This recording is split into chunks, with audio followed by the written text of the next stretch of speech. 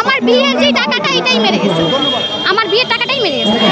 আমাদের প্রায় 56 কোটি টাকা, 56 কোটি টাকা এই গ্রিন বার্ড মেরে দিচ্ছে।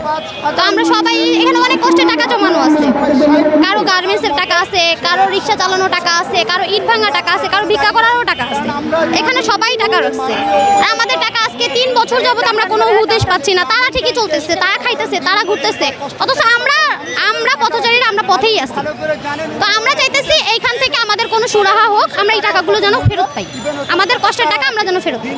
এটা এনজিও, ডিপিএসও আছে, ডিপিএসও আছে, এককালীনও আছে।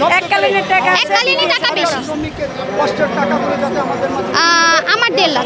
এটা আমার আম্মু দিছিল আমার বিয়ের জন্য, আমার বিয়ের জন্য আমার আম্মু দিছিল। এটা জমা রাখছিলাম যাতে আমার ভবিষ্যতে আর কিছু বাড়ায়, আমি এখানে দিয়ে চলতে পারি, এই টাকাটা দিয়ে চলতে পারি। তো এখানে আর কোনো কিছু বলার নেই। আজকে আসছি এখানে 25 বছর ধরে ওনাদের সাথে সম্মতিতে যুক্ত আছি। এখন 500 টাকা 300 টাকার থেকে শুরু করছি।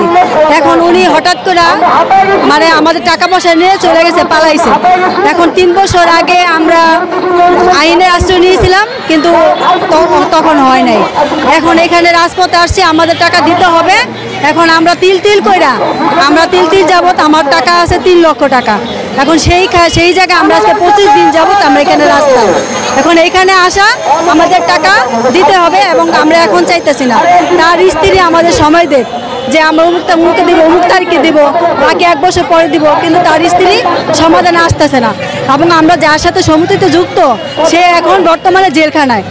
এখন তার অনেক প্রপার্টি আছে, তার বাড়ি আছে, গাড়ি আছে, অনেক কিছু আছে, কিন্তু সে 3 বছরে পারতো যে কিছু টাকা গ্রাহকদের আমাদের দিতে, কিন্তু তারা সে করে নাই। তার স্ত্রী টাকা পয়সা তুইলা সে রাজকীয়ভাবে চলতেছে। সেজন্য আমরা এখানে রাজপথে আসছি। এখন আমাদের দাবি, আমাদের টাকা দিতে হবে।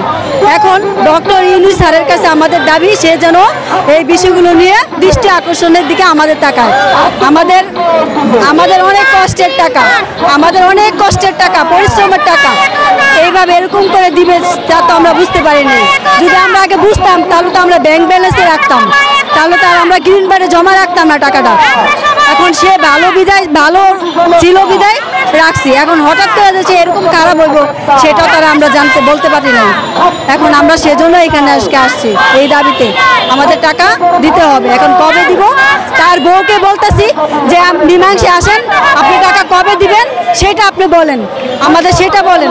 তার স্ত্রীকে আমরা বলতেছি, এবং ডক্টর ইউনূস স্যারকে বলতেছি সেজন্য দৃষ্টি আকর্ষণ করে আমাদের দিকে। 100 টাকার একটা ফিক্স ডিপোজিট আছে, আর এককালীন 2 লাখ টাকা রাখছি, সর্বমোট 3 লাখ টাকা। আর আজকে 3 বছর যাবত এইটা হইতেছে, করোনার পর থেকে রাখা ঘুরাইতেছে। 500 টাকা রাখছি 1 লাখ, আর ফিক্স করে রাখছি 2 লাখ, সর্বমোট 3 লাখ টাকা। না স্যার, পাই নাই। আমরা মামলা করছি খিলগা থানায়, এই স্বৈরাচারী সরকার শেখ হাসিনা থাকাকালীন মামলা করছি। মামলা করার পরে বলে কি যে তোমরা পাবা 1 কোটি টাকা দাও থানায়। তখন আমরা বললাম 1 কোটি টাকা আমরা কোথায় পাবো, তা আমরা আর দিতে পারি নাই। কিন্তু উনি 1 কোটি টাকা খাইয়া এই ভদ্রলোকরে আলাউদ্দিন সাহেবরে জেলে নিয়ে রাখছে। এ জায়গায় পরে আজকে 2000 লোক আসছি, 2000 লোক আসছি স্যার। পাবো 65 কোটি টাকা, আছে পরে 5000 লোক। উনি এখন আজাতে বইয়া কোরমা পোলাও খায়। আর ওর গার্জিয়ানের কাছে গেলে বলে কি পরে দেখা যাবে, ওই যার কাছে পাবেন এর কাছে যাও, কিন্তু ওর কাছে যাবো কি হবে জেলাতে। স্যার যদি দেখাইতে পারি দেখবেন, এই যে দেন এই যে গার্মেন্টে করতে খাবাই যায় স্যার, প্রোডাকশনে কাজ করতে এই কষ্টের পয়সা। একটা ছেলে আলেম পড়ে, একটা ছেলে এবার ম্যাট্রিক পরীক্ষা দেবে, কিনতে পড়াবো। আমার ওয়াইফ পেতে বোবা হয়ে গেছে, এই টাকার সঙ্গে 1 পাট লাগিয়ে গেছে। সরকারের কাছে, স্বৈরাচারী সরকারের কাছে গেছি, পারে ও জায়গায়ও টাকাও দিছি, কিন্তু কোনো লাভ হয় নাই। কিন্তু বলে কি যে তোমরা আরো সিআইডি দাও 1 লাখ, অমুক করে দাও, পাবো কই ওটা। আমরা তো সব টাকা তারই দিয়ে দিছি। আর ওর বউ আর গার্জিয়ানের কাছে গেলে বলে যে তোমরা বাইরাও, কিন্তু ও বাইরায় না। এখানে আমাদের সবারই কষ্টের টাকা, কেউ গার্মেন্টসে চাকরি করে, কেউ রিক্সা চালায়, কেউ বাসায় চাকরি করছে, বাসায় কাজ করে মাসে এই জায়গায় টাকা জমাইছে। যার যতটা সম্বল আসছিল সব এই ব্যাংকেই রাখা হয়েছে। তো উনি আমাদের টাকা মাইরে নিয়ে গেছে। ওনার তালতলায় রেস্টুরেন্ট আছে, মিস্টার বেকারি, তারপরে বউবাজারে বাড়ি আছে, সিপাহীবাগ বাড়ি আছে।